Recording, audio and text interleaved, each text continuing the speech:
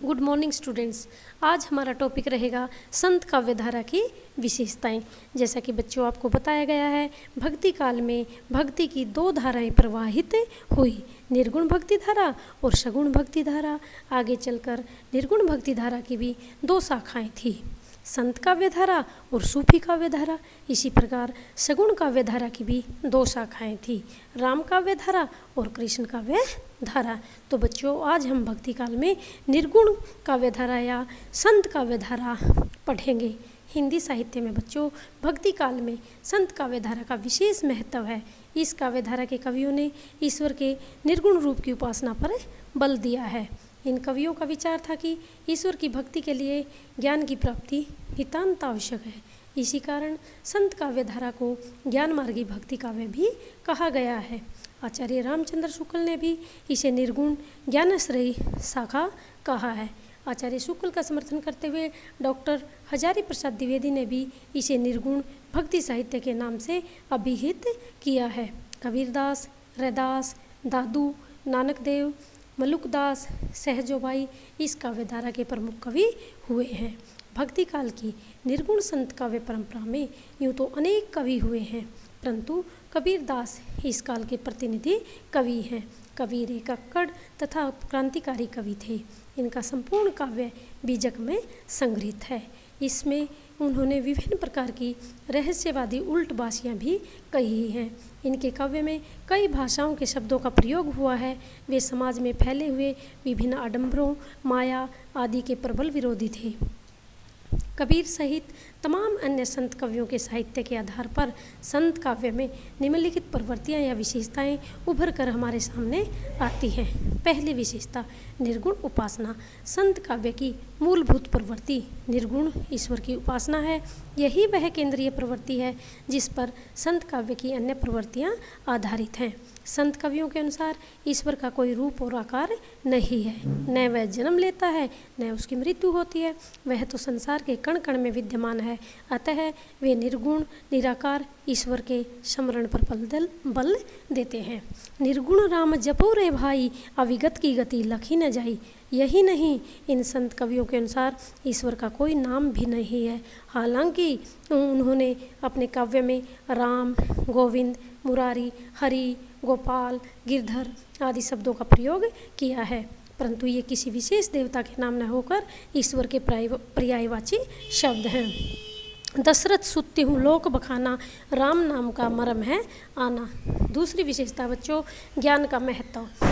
जहाँ सगुण भक्तों ने आराधना द्वारा ईश्वर की प्राप्ति होना बताया है, वहीं संत कवियों ने ईश्वर प्राप्ति के लिए आत्मज्ञान को आवश्यक बताया है।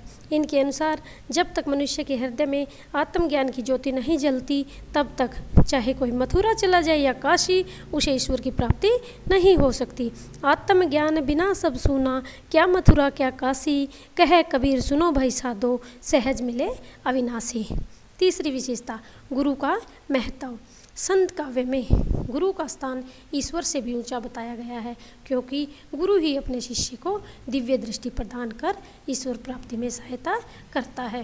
परंतु उनके अनुसार गुरु सद्गुणों से युक्त होना चाहिए, नहीं तो गुरु और शिष्य दोनों ही संसार रूपी सागर में डूब जाते हैं। सद्गुरु की महिमा अनंत, अनंत किया उपकार, लोचन अनंत उघाड़िया, अनंत दिखावन हार। चौथी विशेषता है बच्चों आडंबरों का विरोध। संत कवियों ने अपने काव्य में हिंदू और मुसलमान दोनों ही में फैले हुए जो विभिन्न मिथ्या आडंबर थे, उनका विरोध किया है। चाहे हिंदू की मूर्ति पूजा हो, मुसलमानों का मस्जिद पर चढ़कर जोर जोर से चिल्लाना हो, रोज़ा रखना हो, नमाज पढ़ना हो और पीर औलियाओं द्वारा अपने शिष्यों को कब्र का मार्ग दिखाना हो, सभी का उन्होंने खुलकर विरोध किया है।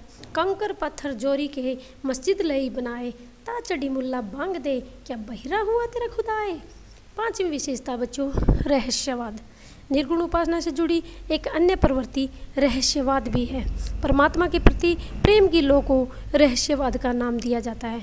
इसे लौकिक प्रेम के माध्यम से अलौकिक प्रेम की अभिव्यंजना भी कहते हैं। संत कवि प्रकृति के घट घट में निर्गुण ईश्वर का प्रसार व सत्ता मानते हैं। निर्गुण निराकार होने के कारण संतों ने उसे प्रतीकों के माध्यम से प्रकट किया है। जल में कुंभ, कुंभ में जल, भीतर बाहर फानी, फूटा कुंभ, जल जल ही समाना, यह तत्कथो ज्ञानी। छठी विशेषता बच्चों, वर्ण व्यवस्था का विरोध। संत कवियों के अनुसार धरती के सब मनुष्य ही नहीं, सब प्राणी ही ईश्वर की संतान है। अतः वो जो लोग जाति पाति के आधार पर मनुष्य का अस्तित्व मानते हैं, उनका उन्होंने खुलकर विरोध किया है। कीड़ी से लेकर हाथी में समानता देखने वाले संत कवियों ने वर्ण व्यवस्था पर करारा प्रहार करते हुए कहा है, जाति पाति पूछे नहीं कोई, हरि को बजे सो हरि का होय। सातवीं विशेषता बच्चों, लोक संग्रह की भावना।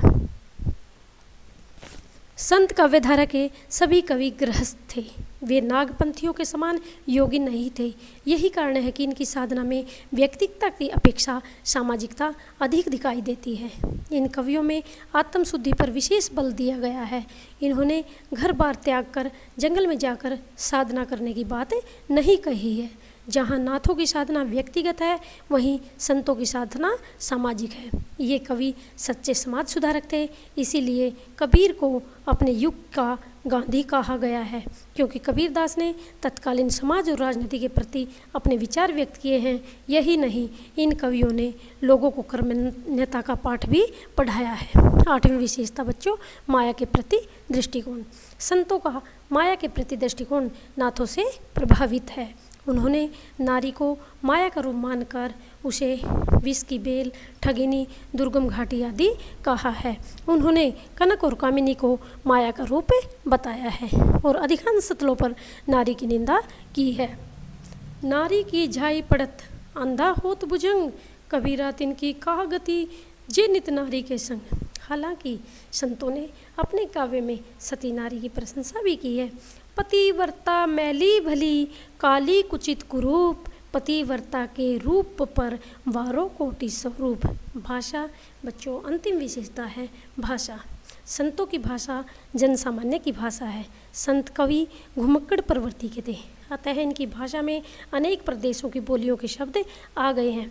एक बात और बच्चों मैं बताना चाहूँगी, सभी संत कवि अशिक्षित थे, इसीलिए इनकी भाषा को सदुकड़ी अथवा खिचड़ी भाषा का नाम भी दिया गया है।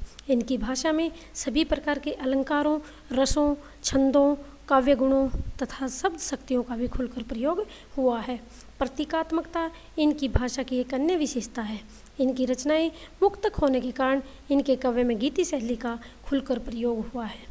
इस प्रकार उपयुक्त विशेषताओं को देखने के बाद बच्चों, निर्विवाद रूप से हम कह सकते हैं कि संतों ने अपने काव्य के माध्यम से समाज में फैली हर जातिगत, धर्मगत, संप्रदायगत, पूजागत व अन्य सभी प्रकार की विसंगतियों पर प्रहार किया है और समाज को स्वस्थ व मर्यादित रूप प्रदान करने का भरपूर प्रयास किया है। धन्यवाद बच्चों।